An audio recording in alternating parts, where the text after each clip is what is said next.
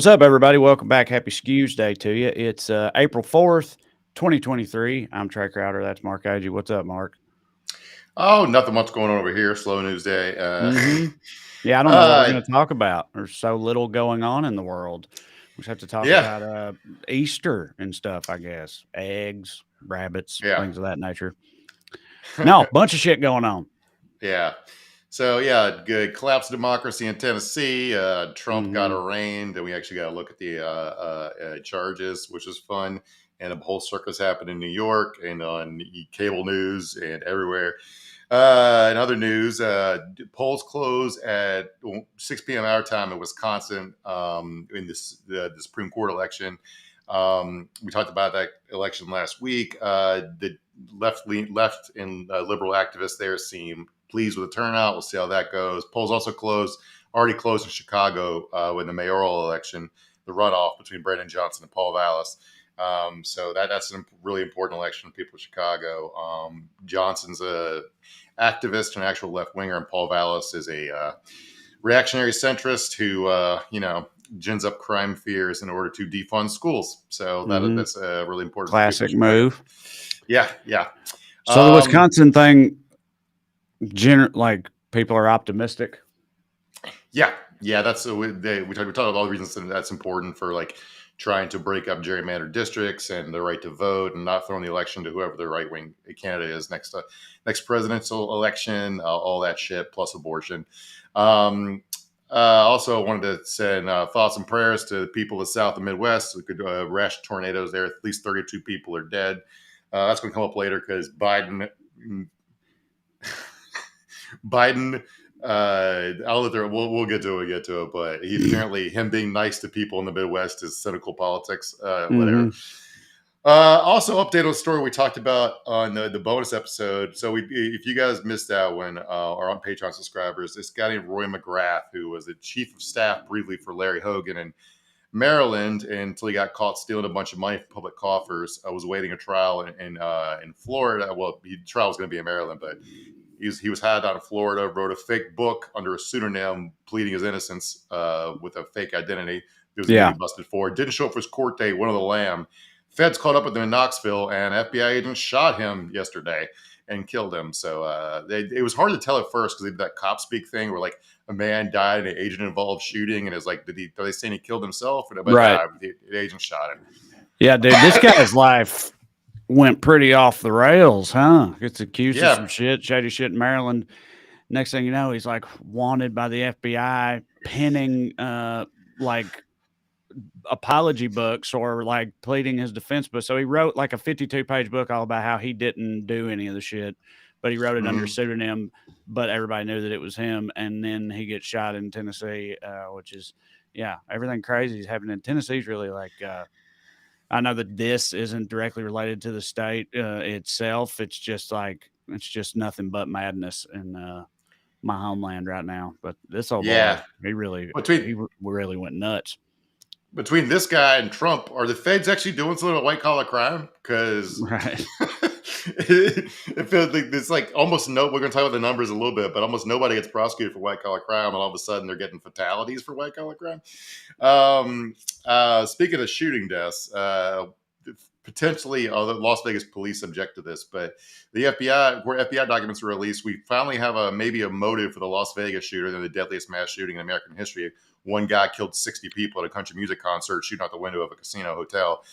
If you guys remember that one, it sort of happened and faded away because no one knew the motive, so no one knew how to talk about it politically, which is really frustrating for me. That that things stop if nobody can make hay out of it. It just doesn't become an issue. But 60 fucking people died. Anyway, this asshole's motive turns out to be that he was a professional gambler and wanted to be treated like a high roller, and he thought the casinos were being nice enough to him, according to the FBI. I mean, I feel like it's one of those things where it's like when they try to explain it with any one variable like that, it's like maybe that was like the catalyst or the spark that made him be like, all right, fuck it, I'm doing it. But like, anybody that's going to do some shit like that has got a lot of stuff going on, I think, outside of just feeling spurned because you're not being treated like the whale you think you should be by the Bellagio or Mandalay Bay or whatever. Also, I always felt like part of, like you said, it sort of fact people didn't know how to talk about it. I felt like part of that was because it was like a country music concert. So it's like it was, stereotypically speaking, hardcore 2A people, right? The targets of this particular mass shooting, and it like was a twist on it that complicated all the pundits in terms of how, like you said, how they could make hay out of it or how they were supposed to talk about it or whatever. But yeah, sure, he had a If bunch it, going on. it feels pretty like a lot of these shooters have this brain disease where they're the protagonists of reality and they're upset that people aren't treated in the way they want to be treated, right? Yeah, Whether it's like the Columbine shooters who think they should be the kings of the school, or like the incels who think that they deserve more attention from women, or this guy thinking that the casino should be treating him like a big rock star. It's like it feels like there is a through line here, but the main thing is none of these people will be able to inflict their pain on the rest of us if they didn't have weapons of fucking mass destruction at their right. disposal to be easily purchased at a fucking Walmart. Yep. So yeah, that's the way this And is political to me. heard that, Yeah. and that will come up again, that general idea here in just a second. But first, continuing on, producer Matt is with us as always. This is Weekly Skews. Before we continue, I do want to remind you, of course, some matters of business real quick. Number one, if you'd like to see me perform live, and let's face it, you really should, go to TreyCrowder.com. Check out all my dates. Still filling up dates in the latter part of 2023. So that is not a final list. Working on the fall and everything right now, but I already got plenty of options on there for you. I'll be in Portland, Oregon this here weekend. We're looking forward to it. So go to TreyCrowder.com. Come and see me. Also, in me news, as you may or may not know, I have a special on Amazon called Damn Boy. It's available now. You can get it, or you can get the full package of well-read comedy specials. So that would be me, Drew Morgan, and Corey Ryan Forster. However you choose to do so, you check it out on Amazon. You can get that from TreyCrowder.com as well. Lastly, if you enjoy this program and would like to show your support, you can do so by signing up on Patreon. You go to weeklyskews.com/more, or just go on Patreon and look me up. Either way works. Sign up on there. $5 a month gets you access to full-length bonus episodes like the one we did last week where we talked about this crazy Maryland feller and all the other things about the Trump indictment that had come out in the interim. We cover a lot of things we don't have time to get to in the main show, or things that come up in the days in between, or just stuff we want to talk about. Either way, it's a lot of fun, and you can have access to them. The whole archive for $5 a month, and it would help support the show. So we hope you'll consider it. One last time, weeklyskews.com/more, or go on Patreon and look me up, sign up on there, get some more skews in your life. Now, as for the show tonight, we're talking about what else, the Trump arraignment. It has happened. The circus is in town in New York City, but how many clowns actually showed up? Well, we'll talk about it and what we now know, the actual details, a little later. But first, let's begin with the Daily Dumbass. Matt, graphic, please. Tonight's DD, these woke ass kids today for not wanting to be shot. This is where else? My home state of Tennessee. So you're not going to like my answer. And look, I'm going to say that straight up. It's not about this one gun. If there is a firearm out there that you're comfortable being shot with, please show me which one it is. There's none. Oh, God. There's not. Right there. All right, you cut it back. All right, so this is a state. If you didn't know, the audio was a little low at the beginning. He said, if there's a gun you prefer to be shot with, tell me which one it is. So that could be construed as a threat, but I think he's trying to make some cold-blooded intellectual point that getting shot with a different kind of gun hurts just as bad as AR. Right. So it's like, what? Yeah, get the idea of getting rid of assault rifles or whatever. Their whole talking point is like, well, it's not going to make any difference. You can get shot with all kinds of guns. You can get shot with shotguns. You can get shot with handguns. You know, it's like, what, assault rifles? That's just one type of gun. But it's just like, just how everything is a non-starter. Like, I don't know. I could not look, because these are all like young people, right? They're sitting there like, you know, bringing it to this guy's face, being like, hey, why don't you care about our lives? Why can't we do anything about it? And I just would not have guts is not the right word. I don't know what you would call it. I'm just not big enough of a piece of shit to have that kind of response directly to their face and be like, look, we're not gonna do anything to keep you to even try to prevent you from being shot at school. So just nut up and get over it. Okay. which is And I want essentially to. their platform. And I don't. It's so wild to me. Here's the thing about this: like this happens like court cases all the time. It drives me crazy. But you talk about this stuff academically, right? Now I understand his point. You can be shot with all kinds of guns, but you legislate in the real world, and somebody needs to ask this guy, why is it always a fucking AR-15? Why is it always an AR-15? It's like, because it's a very effective weapon for killing a bunch of people in a short amount of time. And like, it just won't recommend. I've been shot by a shotgun before. I'm still here. I got peppered in a hunting accident. No big deal. But the idea that like a pump shotgun has 3 rounds in it, and you got a pump. Like, even if you take out like the government restriction devices, it'll hold like 5-6 shells tops. You got to reload. Those are much less effective for a fucking mass shooting. They just are. And this guy, if you want a bit of his background, he's horrifically anti-gay. Obviously, he's a Republican in Tennessee. But not only is he like evil, but he's straight up fucking corrupt. Let me read this to you. In 2022, after accepting $50,000 in campaign donations from Jack Daniels and other alcohol suppliers and pharmaceutical companies, he embarked on a personal crusade to ban all forms of cannabis in Tennessee containing greater than 0.3% THC. So he took a payoff for big pharma and booze companies to try to stop legalized weed, which is just, we've talked about this dynamic before, but that's the only thing holding back legalized weed anymore. Yes. Assholes like this and booze companies and pharma companies. But this is just part of a whole bunch of crazy shit going on in Tennessee right now. Yeah. This is like I wanted to I knew you would have it on the outline for the show anyway, but I wanted to make sure we talked about it because I feel like this, along with the Wisconsin Supreme Court thing, are like 2 stories in American politics right now that are maybe flying a little bit under the radar because of the shit going on with Trump. And this one in particular, people really need to know about. So the Tennessee House is trying to expel 3 of the Democrats in the House after they protested as part of a gun control protest. Apparently, technically speaking, they broke a House rule for speaking without permission, and so that's the grounds they're trying to use to expel them. It's happened only 3 times in 200 years. The 2 times it's happened in modern history, the lawmakers who were expelled literally committed crimes, and then the only other time was in 1866 when some lawmakers refused to come in to vote on the 14th Amendment. That's the only times that this has ever been done before, and now they are taking this action again because 3 Democrats in the state house had the gall and the audacity to speak up in defense of and support for, the kids of Tennessee who want to see some gun control measures. And that's pretty much it. That's really all they've done, and they're getting kicked out. I mean, this is like fascism in action. It's like abjectly non-democratic. Like these people were elected by the constituents to hold this job, and you didn't like the way they talked to you, so you're just going to kick them all out, just carte blanche, just like that. I mean, it's egregious and it's horrific and it's bullshit is what it is. Yeah. So what happened was a bunch of kids walked out of school the last few days, and a bunch of kids and other protesters filled the gallery at the Tennessee House and were chanting stuff about how Republicans are cowards for not enacting gun laws.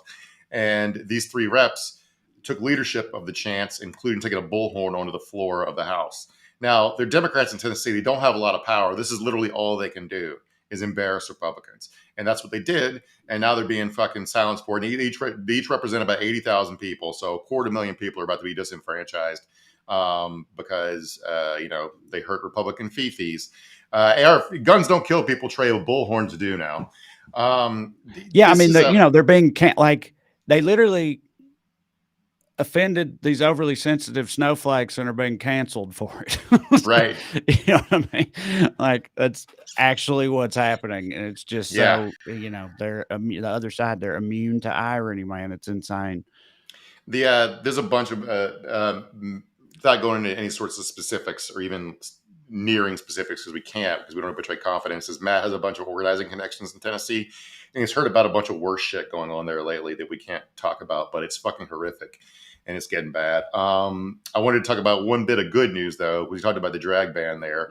A drag group called Friends of George partnered with the ACLU to file a lawsuit to stop the enactment of Tennessee's drag ban. And they won in front of a fucking Trump judge. This thing was so bad. They so anti-First Amendment that it offend the sensibilities of a Trump judge. The guy's Judge Thomas Parker. He blocked the law for 14 days. And the injunction might be extended further than that. And he quote, if Tennessee wishes to exercise its police power in restricting speech it considers obscene, it must do so within the constraints and framework of the United States Constitution. The court finds that, as it stands, the record here suggests that when the legislature passed this statute, it missed the mark. So that's bars in a court. That is, yeah, in court terms, absolutely, that's bars. Yeah, that's satisfying, man, especially coming from a Trump judge. It's like that's why it's so upsetting when like Trump appointed judges are like the type of full bore lunatics you expect them to be, because like a lot of judges still, try to maintain some semblance of like judgeness, impartiality, fairness, justice, things of that nature, alien concepts to some, but yeah. There are right-wing judges who are sane. They're just increasingly fewer and far between. Right. But yeah, the protests that have been going on in Tennessee among kids and young people in general are far larger than those objecting to Trump's arrest that showed up today in New York. But guess which one the media is focused on? I know we're part of the problems. We're about to talk about it because it's the main thing in the news, and part of what we do is make fun of news coverage. So we're going to do a lot of that tonight. But I wanted to show you this and say that I fully agree with these kids in front of the Tennessee State House. Fuck Bill Lee. Fuck Bill Lee. Yeah. You cut it back. That clip was the first thing to make me realize this is neither here nor there, but that his full name is Billy. You know what I mean? Governor Billy, which is, seems Governor Billy to fit. No, he's a huge piece of shit, but yeah, I don't know. I thought that was funny, but we only have. Go ahead. I'm just eyeballing that, but it looks like several thousand people at least. And if you guys are wondering how many people showed up in Manhattan today to protest for Trump, I saw the estimates between 20 and 50 people. We're talking about what we're valuing in society and what's important. This type of shit's fucking important. All right. Right. Whether or not one guy gets 6 months of house arrest for some fucking weird financial shit, he ought to pay his taxes. That's the crime here. But this is so fucking dumb. It is. Speaking of so fucking dumb, guess who? Marjorie Taylor Greene is our only honorable mention for Daily Dumbass tonight. Well, I guess, technically, the honorable mention is cops for trying to stop Nelson Mandela from making America great again. But this comes from Large Brain Marge in this clip right here. President Trump is joining some of the most incredible people in history being arrested today. Nelson Mandela was arrested, served time in prison. Jesus was arrested and murdered by the Roman government. There have been many people throughout history that have been arrested and persecuted by. I gotta say, one thing I'll give her is I'm kind of stunned that she didn't, blame the Jews. She talked about Jesus getting murdered, and she is who she is. And I feel like it took some restraint on her part to say the Roman government instead of the Jews, as I'm sure she probably actually believes.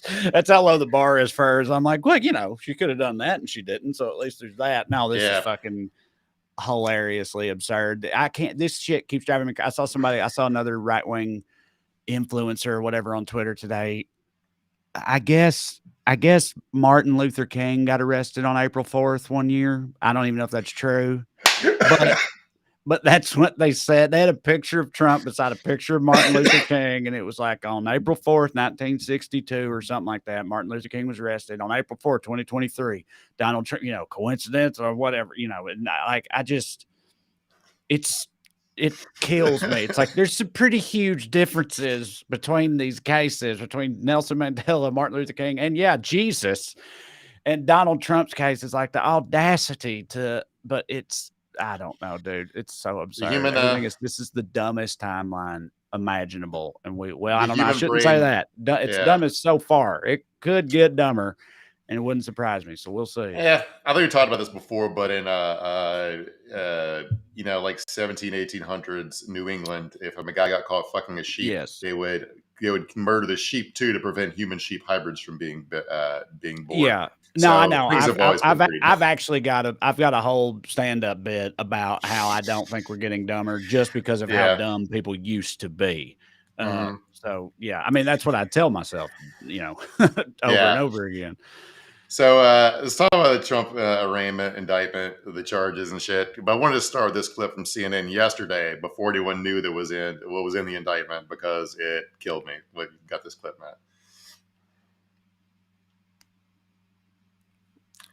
He's working I on see it. him. He's clicking on it. He's I clicking see him on too. it. Yeah, we could see in the doc here. We could see when Matt's moving around and stuff. We can see when he's asleep at the wheel.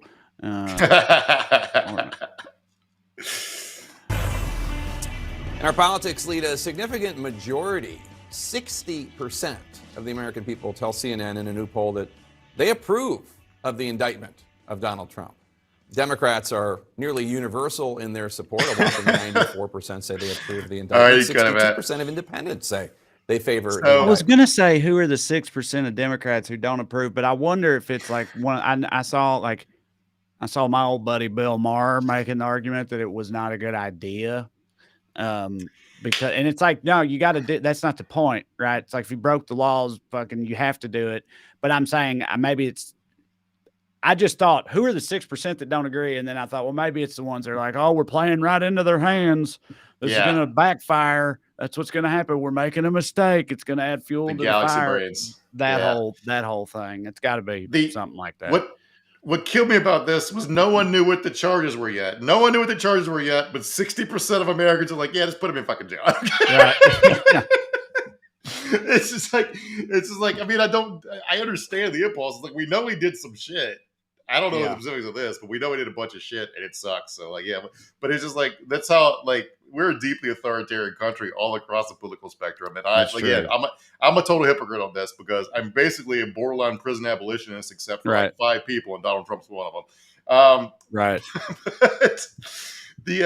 So Trump got arraigned today, and he has 34 felony charges. All 34 were falsifying business records in the first degree. It's basically 17 different crimes, but the 17 different crimes were lied about in 2 different places, in like Trump's taxes and Michael Cohen's taxes that the Trump organization filed. So that's my reading anyway. I'm not a lawyer, but so forgive my wading into legal shit here because I am only half understanding of it. What I do is I watch a bunch of Law and Order, and then I text Drew. So basically from August 2015 to December 2017, Trump orchestrated a scheme with others to influence the 2016 presidential election by identifying and purchasing negative information about himself to suppress publication and benefit the defendant's electoral prospects. So the reason they're bringing election stuff in this, we'll get to in a second, but there are basically 3 payouts here they're talking about. One was Stormy, one was Karen McDougal, who's the Playboy Playmate he had a long-term affair with. Stormy, he just fucked once as far as anybody knows. And third one was a doorman at an old Trump building who had a story that Trump fathered a kid out of wedlock in like the 80s or 90s. And he was trying to sell that story. The story appears to be utter bullshit, but they still took the act of covering it up. But they had what Trump did was he had David Pecker, who owned National Enquirer, pay for the rights to his story and then not run it. So they basically got it. Okay. Yeah. All right. I was wondering, I've been confused on where the National Enquirer guy came into it. So Trump like paid him to purchase the story, but then bury it. It's not even clear he paid him. It might have been done as a favor. Yeah. Okay. Because at first I thought that he was like one of the people that Trump like paid off or something. I was going to be like, fucking the National Enquirer. Like you know, let them say whatever the hell that, like, I didn't know they were breaking news anyway. You know what I mean? I thought they broke the John Edwards affair. Remember that? That was their story. Yeah, but I'm just saying they say all kinds of shit. I thought I had misunderstood and thought that he was like hushing them also, and I was like, I think I probably would just save that money. I get hushing the other people, but you know, the fucking Inquirer. But that's not the point. It makes sense that Trump's like on good enough terms with the guy that runs the National Enquirer to have like favors called in or whatever. It's funny. Yeah, there's not a shithead in the world that Trump doesn't have in his Rolodex. It's essentially what it comes down to. Right. But so Karen McDougal, they did the same. The National Enquirer, their parent company AMI, did the same thing with Karen McDougal, where they bought the exclusive rights to her story that never did anything with it. So what they basically did was they tricked these people into signing NDAs they didn't know they were signing when they were trying to tell their story instead of not telling their story. But that's not an element of the crime here. Basically, it said if you want to get into election fraud, election donation schemes, they're saying the $130,000 that he paid Henry McDougal was like an in-kind election donation because it was intended to benefit Trump's campaign for president, but the donation was way larger than you're allowed to donate to a candidate, right? So all that's a part of it. They appeared to have audio tapes, probably from Michael Cohen, where Trump clearly states his intent, his motive to get elected, because he says that he doesn't even want to pay them. He's trying to delay payment until end of the new year when he's already taken office, and he doesn't care if it becomes public. Right. So his argument that he's trying to protect his family and spare his wife's feelings doesn't make any fucking sense, because he didn't care if she knew about it, which, by the way, she already knew about it. Stormy had already given interviews about this shit way to In Touch magazine like 10 years earlier. He just, everybody had forgotten about it. He didn't want it back in the news as he was running for president. So anyway, all this seems pretty paint by numbers. Like when you do crimes on paper, the problem is they're on paper and you wrote them down. So if you got the recordings to his motive and you got the actual actions on paper, it seems like fairly paint by numbers. Now, what they have him dead to rights on is a misdemeanor of 34 misdemeanors. All right. Okay. Which is what's the difference? The vast amount of jail time. No. I mean, I'm saying you say they haven't dead to rights on the misdemeanor. What's the I don't know. Just elaborate on that. I'm also law dumb. What do you mean? Like, they haven't said what they got indictments for the felonies, but it only becomes a felony if the falsifying business records is in furtherance of a second crime, and they haven't said what the second crime at. Everyone's guessing that, but they held some stuff back in the indictments. The best anyone's guess is in order to achieve tax benefits or achieve like we'll get to it in a minute, but New York law is written much wider and vaguer than federal law, where it's in order to obtain another benefit, it doesn't have to even be financial like tax benefits. It could be like reputational benefit that allows you access to say becoming president of the United States. All right. Okay. So but that's going to be a lot of legal haggling over that. Trump's next court hearing on this case isn't until December 4th. Yeah. Right? I mean, I guess I feel like anytime I've ever heard about, the gears of justice or whatever, I've always been taken aback at how, the glacial pace at which they move. So I shouldn't be surprised, but damn, December 4th. You rob a liquor store, you can be tried, convicted, and executed in the parking lot before you get in your car. Yeah. It's only, yes, absolutely. It's only the real every high profile case ever, it seems like, gets drug out and takes just a fucking eternity. It feels like to me. Yeah. Anyway, today was a lot of fun. I wanted to show you this police sketch because I have no idea whether the sketch artist hates Trump, but I would think so. That's the fucking Grinch trait. Yeah, 100%. That literally looks just like the Grinch. But why are they? Because I also saw a picture of him in there. Right? There's a picture of him sitting there. Does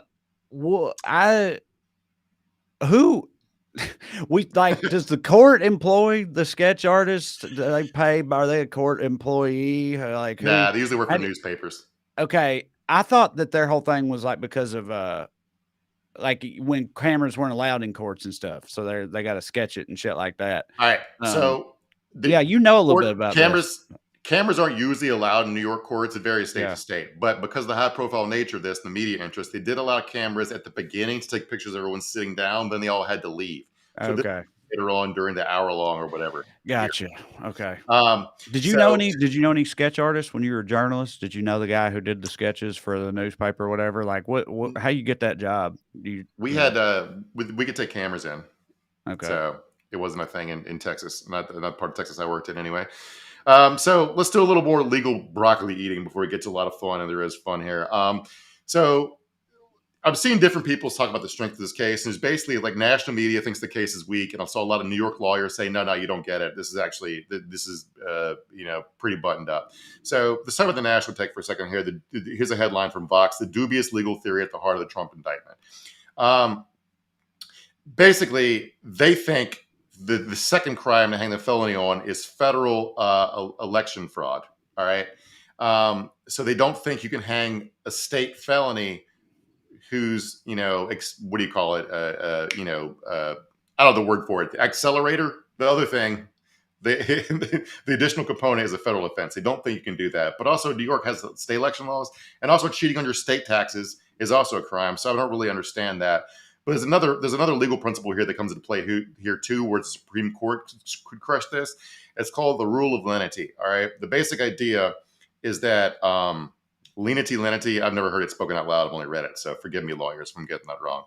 But the basic idea is the state has to make clear what's illegal before they can convict you of a crime, right? It can't just like trick you into doing something you unknowingly didn't know was illegal, or change the definition of the law behind the scenes without letting you know it, right? So if he could appeal this to the Supreme Court and be like, they never prosecuted anyone else for a crime like this, how was I supposed to know it was illegal? And they could be like, yep. And in general, I think this is a good principle. And they have applied it to regular Joes, not just rich, successful people. It would just appear to be complete and utter bullshit. The Supreme Court, with, 3 justices Trump personally appointed, reached down to like absolve him of guilt of this. That was, but I thought that so this is only in cases of like really like nebulous laws or like more obscure laws or shit like that, because I'd always heard like some version of like ignorance of the law is no excuse, or like that old Dave Chappelle bit, it's like, I'm sorry, officer, I didn't know I couldn't do that, right? And it's like, well, now you know. And like I've heard that just the idea of not knowing you couldn't do some shit been made fun of a lot. Yeah. Like the legitimate version of that very thing, where it's like, if there's no reasonable expectation that a person could have known that what they were doing is illegal, like generally across the board, then that is unfair. Because I mean, I'm kind of with you in terms of like, that sounds like a pretty okay thing in principle, Yeah, it is in principle, but like it's not. But again, I've played about this before, but like the ignorance is no excuse thing really doesn't apply in white collar law. Like you have to prove intent. You have to prove intent. So like you got to knowingly violate the law here. And it would seem that like the lie seems to be the proof to me. Yes. Like why would you lie? Right. On paper about what you're paying Michael Cohen to pay Stormy Daniels for, if you didn't think if you didn't want anybody to find out or didn't know it was illegal. But that anyway, right. Lawyers are going to be talking about this for like 3 years. So no point getting too deep in the weeds of it.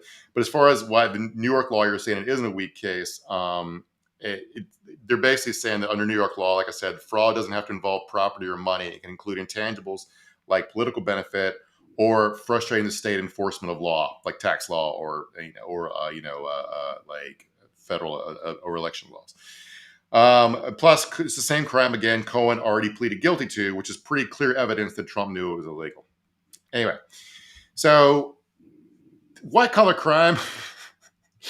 So if you wonder, like, this shit never gets prosecuted. That might be Trump's best defense. Is like, how can you prosecute me for this? You don't prosecute literally anybody else for this. Right. On my other podcast, Putting on Airs, we talk about fancy people stuff.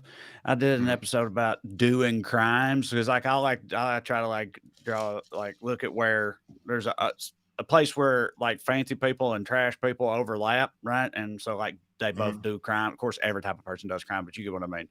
And so in doing that, I was looking up white collar crime statistics. Who's more likely to commit crimes? That rich people or poor people, that type of shit. And in looking into it very quickly, became like some sites, fucking Business Insider or whatever, we'll talk about it. It's like white collar crimes at a record low. It's gone off a cliff in recent years. You know what I mean? It's down, like the numbers are way down and all this stuff. And it's so clear that it's like they're just not getting in trouble for it, or like they're not getting caught or prosecuted or whatever. And it's happening at a higher rate than ever. But yeah, it just kind of just is allowed to happen, generally speaking. I don't know what makes the line that you cross where they actually will do something about it. If it's just like totally egregious, or you piss off the wrong other rich person in the process, or something like that. But usually it's if you rob from other rich people. That's when you right. But like the most common type of theft in America is wage theft. And it doesn't go in crime statistics because it's not technically illegal. It's a civil violation. So your boss cannot just not pay you money he owes you, and the best you can do is take him to court over it, right? So there's nothing that's not considered theft. But even though if I take money out of your mailbox, so you no longer have to buy food and pay rent with, that's a crime. If I hire you for a job and don't pay you the money you need to eat and pay rent with, then that's perfectly legal. You just got to take me to court. So tell me who has the power here. But let me talk about some numbers here for a second.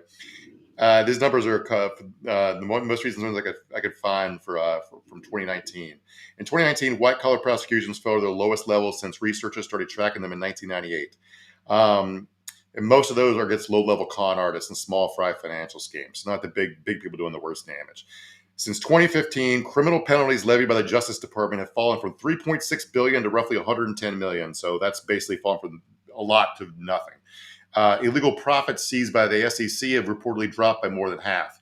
In 2018, a year when 19,000 people were sentenced in federal court, that's not where most drug crimes are prosecuted in state court. 19,000 people were sentenced in federal court for drug crimes alone. Prosecutors convicted just 37 corporate criminals who worked at firms with more than 50 employees. So if this was happening in 2019, Trump will be one of 38 people. That's so crazy, dude. Yes. Because it's like you know, beyond a doubt, with no like statistics or evidence required, like you just know that there's however much it's happening, it's more than 37 people. Do you know what I mean? And just imagine the sheer level at which these motherfuckers are committing crimes out here, because like it's basically okay to do. Like like that, all that does is incentivize them further to keep doing it if they know they're not going to get in trouble for it. That's kind of the whole thing here, which is part of why, you know, this case ostensibly should be important, is that very concept. We talked about those assholes in the SVU bank collapse who confessed to intentionally causing a bank run to drive the stock price down so they could buy it because they thought it was still a solid investment. That's a fucking crime. They tweeted it out. Yeah.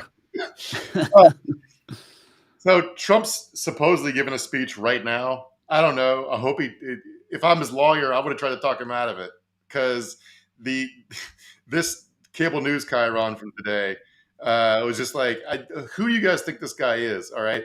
Let me read it to you. AIDS, Trump not planning to speak publicly about arrest in New York if he follows legal team's advice to hold back on vitriol. Right. His advice to hold back on vitriol.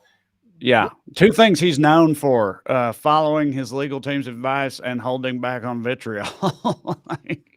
He never fucking listens. That's why they get fired all the goddamn time. That's two things you don't do with his lawyers: listen or pay them. He was already tweeting vitriol on the plane ride back to Florida. All right. And there were like rumors that he was truthing vitriol. Sorry. Yeah. Truthing. Posted on Truth Social. There were theories they might get hit with a gag order, but of course that's extremely problematic. But it's very hard to get gag orders in general, but also Trump's running for president, so like it's a real tough balancing test here between free speech versus the right to a fair trial. Because Trump will taint the jury pool, just not in the way that he thinks. Everyone is fucking sick of this motherfucker. All right, so a gag order would ironically give him a much better case to get off. But you got a country where 60% of people wanted him to go to jail before they even knew what he was charged with. He's not going to get a fair trial. It's going to be fucking impossible. So, by the way, after the judge in the hearing told them to please watch the rhetoric, because Trump had basically threatened the life of DA Alvin Bragg and called him an animal, Don Jr. and Eric both posted a picture of the judge's daughter on Truth. I mean, all right. Good Lord. Keeping it classy, man. Like, yeah. Trump's defense attorneys opposed. This is so funny. Everyone's trying to act like this is a normal court proceeding. Trump's defense attorneys opposed allowing cameras in the courtroom. They wrote to the judge saying, "We have grave concerns that audiovisual recordings of tomorrow's arraignment will only further exacerbate an already almost circus-like atmosphere around this case." Who's bringing the fucking circus, dog? Right. Yeah. Who's bringing the circus? He's the one that told the clowns to show up, you know? Like, right. And he encouraged them to show up and show their ass. Remember, Trump's lawyers complaining about the circus. They gave a long speech in front of the courthouse surrounded by the few Trump supporters, and they were there along with like thousands of media. And listen to these guys talk and ask me if they don't want the circus. That incites. Guys, here's what we're going to talk about today. That's a human leg. That's a mannequin leg. I don't ever say this case. And I will say this to you. Today's unsealing of this indictment shows that the rule of law died in this country. Because while everyone is not above the law, no one's below it either. And if all right. We're going to talk about the lawyer in a minute. Yeah, he's a fucking lunatic. But yeah, while he's talking, if you guys listen to the podcast version, someone's holding a mannequin leg over his head that has a wedding garter on it. I don't fucking know what's going on, but it's definitely circus-like to me. All right. Well, okay. I was going to ask, if I was just missing, like that hits for me regardless, but I was wondering if there was some added level of clever context or something that I was missing with the mannequin leg specifically. Okay.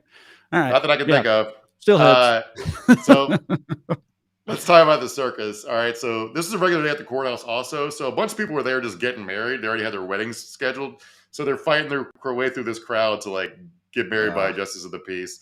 If you're there to get your divorce, at least they added some levity to it, I guess.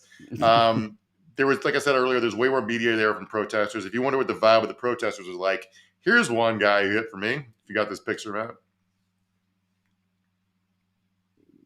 Or I guess Matt, I could see you in there. Somebody came up to me at a show after a show, and where was that? I was in Minneapolis. Somebody came up to me, and they had, like, I think they'd had a shirt made or something. We really should make more shirts. It says Trey, and then like this is Trey saying this. It says Trey, producer Matt, throw up that graphic, and then it says producer Matt, parentheses, not a damn thing happens for 45 seconds. The picture in the top right, Matt. Click on that for us.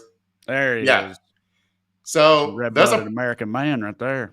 Yeah. So he's wearing American flag bib, overall, shorts. No more respectful treatment of the flag in my imagination.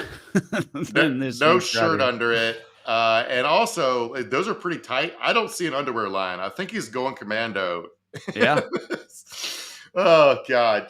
The one notable protester showed up. I think George Santos was there too, but he didn't talk or talk to anybody or anything. But Marjorie Taylor Greene was there, and she tried to give a speech, but another Trump supporter there, for some reason, had handed out whistles to everybody. So they're all tooting on their whistles. So nobody got run out of there pretty quick, didn't she? That's how I saw it being represented. Because she thought the whistles were people shouting her down, where they were cheering her on with the hooting whistles. And she basically did a rant on Steve. She went on Steve Bannon's podcast immediately talking about basically Antifa was whistling at her, but they were. I saw an interview. Ben Collins from NBC interviewed the whistle guy, and he can have a good reason why he had to have whistles. He just did it because it hit for him. Anyway, so George Soros distributed the whistles or something, and so Trump tried to gin up all this fucking violence. And I read an interview with an expert who follows online right-wing radicalism. And basically, he saw nothing out of the ordinary going on. Like, there's a bunch of psychos. And, of course, you can't stop one lone wolf psycho or couple people from teaming up to doing some damage. But there's nothing approaching the levels of, like, January 6th level enthusiasm involving any of this, which is good news, you know. But what I really want to talk about was the news coverage of this, because it was fucking embarrassing. Show this video, Matt. The luggage is starting to come out from the bottom. So my guess is that they don't want to get off the plane until the luggage is in the cars. That way they can just come down the stairs and then be ready to go. So we're just kind of watching this. This is all day yesterday. Yeah. Cable news followed Trump's what do you call it? The cars driving motorcade. Trump's motorcade to the airport in Palm Beach. Yeah. They watched him board. They had news cameras waiting for him when he landed in New York. They watched his luggage. Then they watched his motorcade go down the FDR Expressway in New York. They've watched him walk into Trump Tower. None of this is anything. It's nothing. Their kids are fucking protesting in Tennessee, right? There's tornadoes in the South and the Midwest. There's real fucking shit going on in the country. And they can't let this go. Again, the poll we showed up top, 60% of Americans want this guy to go to fuck away, and they cannot let go of him. But this is pretty much the peak of CNN's coverage. Let me quote a reporter here. There are so many doors in this courtroom, many hallways to these doors, so there are many doors to choose from. They were just doing an open-ended discussion about which door Trump was going to come through. Yeah, insightful stuff there. I mean, it's like they're just not going to cover anything else, but also like there hasn't been a lot of new information. Like even in this part, it's like, okay, he's flying to New York to be arraigned. We know that, but that's going to take a day for, you know what I mean? And then in the interim, nothing new is going to like be found out or said, but they're not going to stop talking about it all. So they end up talking about his luggage and the number of doors in the courtroom and shit like that. It's pretty pitiful. Yeah. And that's our left-wing they're still Trump obsessed. They're Trump obsessed from like CNN's like Gawk's kind of like a zoo animal. MSNBC is addicted to like Yes. shitting on him, and then Fox who hates him behind the scenes, but their audience loves him, so they're caught in this fucking middle lane where they can't not defend him, which looks like this when filtered through the eyes of Tucker Carlson. What is this? Well, the name of this system of governance is anarcho-tyranny. You get state-sponsored anarchy accompanied by political tyranny. What is this? Okay. State-sponsored anarchy, Trey. Yeah, imagine something like that. State sponsored. How horrific would that be if people, if the state instigated us, an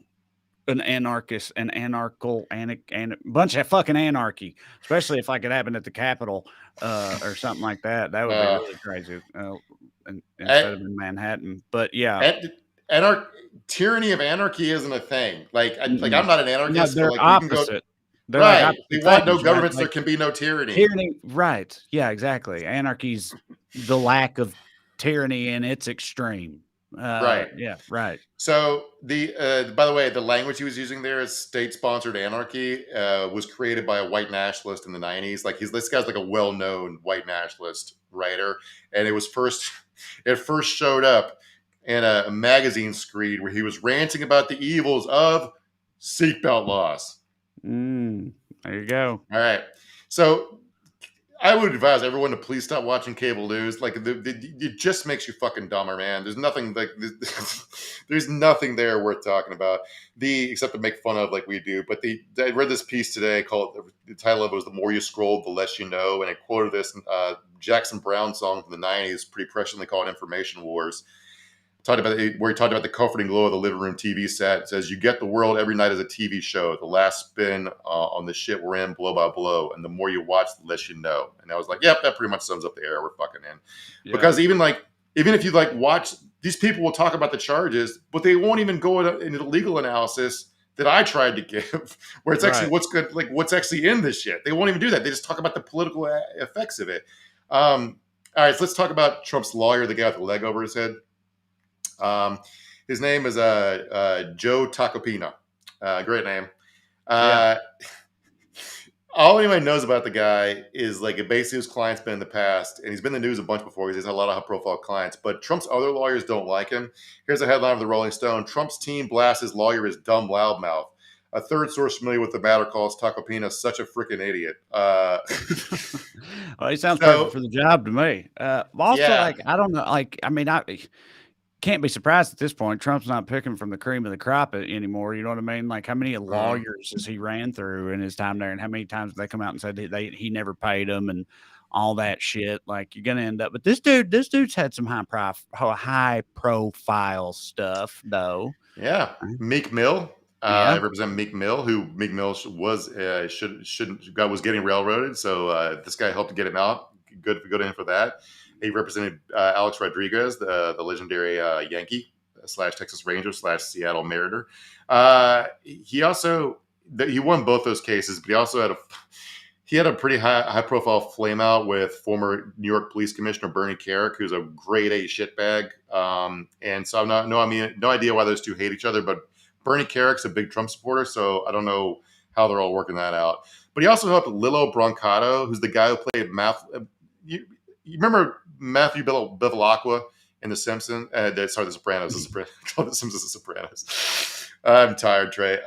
So the actor who played Bevilacqua, he's the guy that Tony and Big Pussy killed for taking a shot at Chris in, I think, season 2.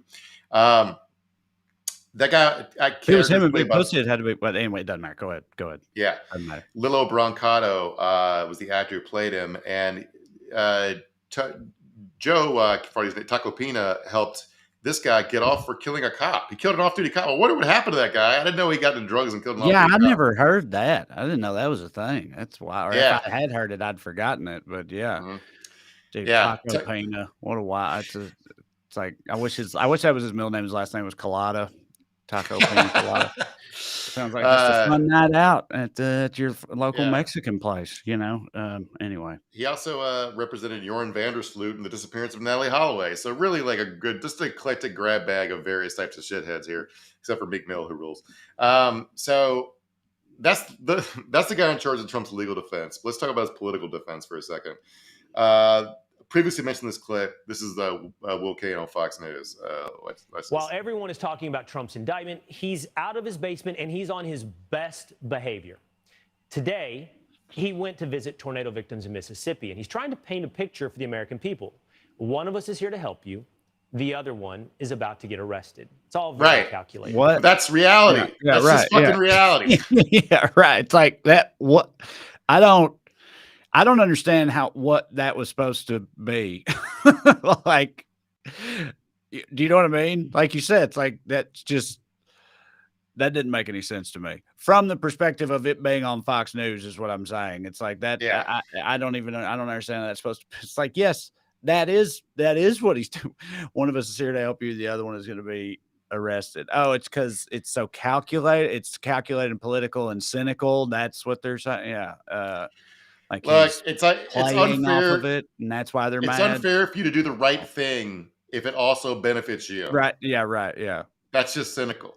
Yeah. Right? Yeah. Okay. So, so we're running out of time, Matt. We can skip these last few videos. I'll just describe them real quick. So another defense is essentially Stormy's a greedy whore because she's already profiting off this by selling sex toys and shit, which is fine. That's the American way, baby. But by the way, while they're calling Stormy a greedy whore for profiting off this, Trump already claims he raised $4 million off the indictment, and his campaign is offering free T-shirts and donations above a certain threshold. He's already also making a T-shirt with a fake mugshot on it, which really hit for me because if you look at the height charts behind him, he made himself over 6'5" tall. Yeah, that checks out. Oh God! So special prison lifts on. Marco Rubio made a video in the front seat of his car tray, really ripping you off. Yeah, where he talked about how this sets a dangerous precedent because what if other prosecutors try to make a name for themselves by making cases? And I was like, imagine a dystopian world where prosecutors try to gin up clout for themselves by making bullshit cases. Right. Wouldn't that be a terrible fucking country? Yeah. Yeah, because they're running for DA or mayor or whatever or something like that. Got to make a name for themselves. It's like that's every day in America. Yeah, right. Yeah, every fucking day. Another commentator on Fox News tried to make did this really tortured analysis where he said this is not just cancel culture; it's the cancel justice system. I'm like, okay, guys, you tried too fucking hard on this. Just say you think the case is bullshit. If you think it's bullshit, you don't have to do this. Also, I thought if it's going to be great for him. You know what I mean? Like, this is actually a good thing. Then in what way is it canceling him or whatever? Like, how, you can't have it both ways. I mean, but they do often have it both ways, even though it doesn't make any sense because they don't give a shit. But yeah, it doesn't make any sense. If you strike me down, I'll become more powerful than you can possibly imagine. But also, please don't strike me down. Yeah, not fair. Wouldn't be fair for you to strike me down. But if you do, I'll fucking kick ass though. But you shouldn't. It's not cool. There's this old stereotype, by the way, that prosecutors. The joke is they could get a grand jury to indict a ham sandwich. Yeah. But that's generally true in lots of cases because it's not beyond a reasonable doubt. It's just a preponderance of the evidence. So you have to be like more than a 50% chance you think the person might be guilty, and your grand jury will indict. All right. Yeah. But they're pretty reticent to indict high-profile people because they're just people that are there 2 days a week for like a month. They're not trying to get involved in a bunch of bullshit. So then they very rarely indict high-profile people. For example, grand juries almost never indict cops for killing people, no matter how egregious it is. But everyone says it's unprecedented. I know cable news has to get their fucking news has to get clicks and their ratings by making everything out to be the most important, biggest thing that ever happened, the most important rose ceremony ever. And we keep hearing the word unprecedented. We did a whole chunk of the bonus episode on Friday talking about unprecedented. But this is very, very precedented. All right. Former presidents have been in legal hot water before. In February of 1974, a grand jury was about to indict Richard Nixon for bribery, conspiracy, obstruction of justice, and obstruction of a criminal investigation until Gerald Ford pardoned him. If 4 presidents cannot be prosecuted, what the fuck did Gerald Ford pardon him for? Yeah. Why did he need to be pardoned? Bill Clinton, as part of a deal after he left office to not be prosecuted for lying under oath about the Lewinsky affair, agreed to surrender his law license. And sorry, what is the other penalty? Oh, basically, surrender his law license for 5 years in order to not be charged criminally. Like so Clinton did suffer some consequences. It's not that he was going to practice law or whatever, but it is fucking humiliating. But everyone knows these guys aren't above the law. This is not like something out of the fucking left field. It's really annoying to me the way this is being talked about. Right. Anyway, yeah. Yeah, Matt, you got any comments, stuff for us? Comments, questions, whatever you got from the lovely viewers, the skewers, as it were, out there.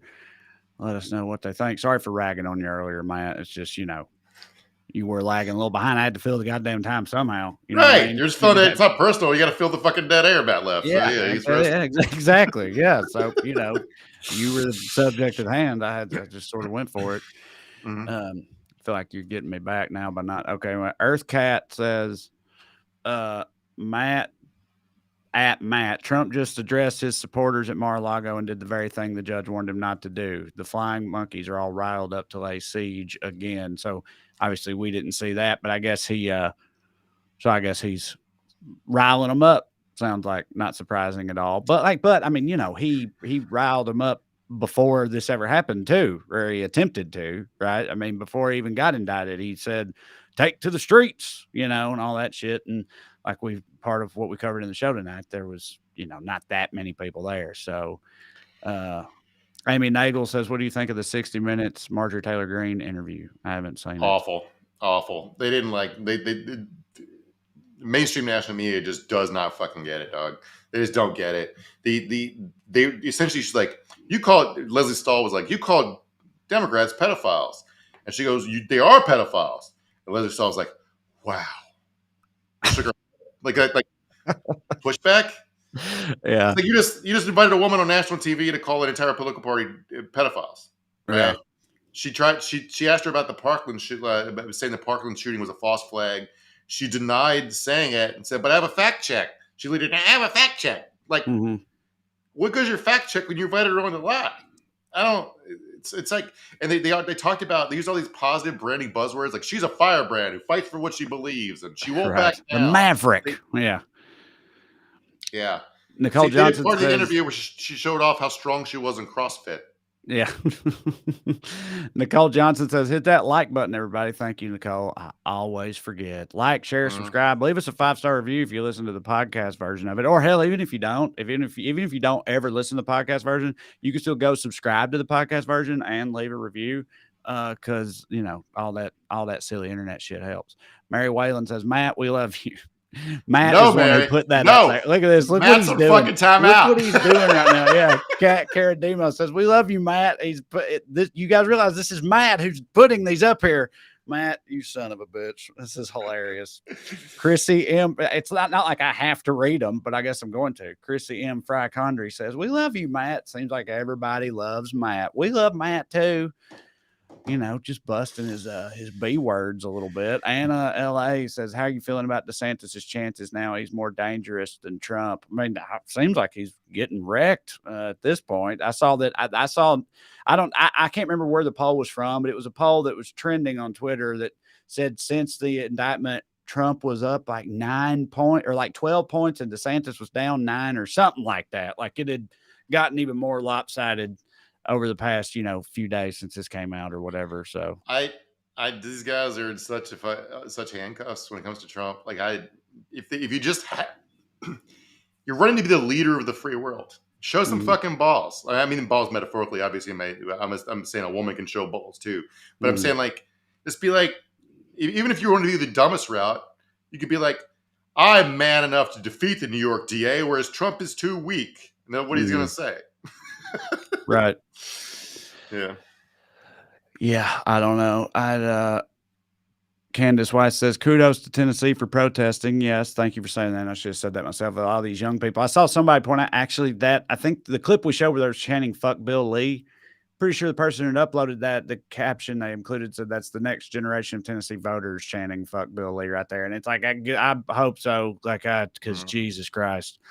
It's been tough sledding Tennessee politically for a while now. And that type of shit's the only thing that gives me any kind of hope generally is like, okay, well, there's still a shitload of young people in Tennessee who are not lunatics and maybe they won't all leave the way I did.